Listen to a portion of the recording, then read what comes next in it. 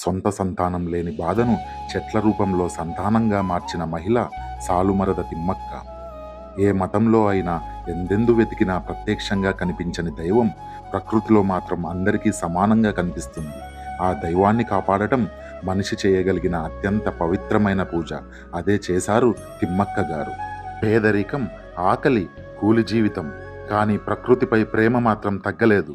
భర్తతో కలిసి 4 కిలోమీటర్ల పొడవున 385 వటవృక్షాలు నాటింది. మొత్తంగా చూస్తే 8,000కు పైగానే. అప్పట్లో ఆకలితో ఉన్న రోజుల్లో కూడా చెట్టుకు నీరు పెట్టడమే ఆమెకు ఆనందం.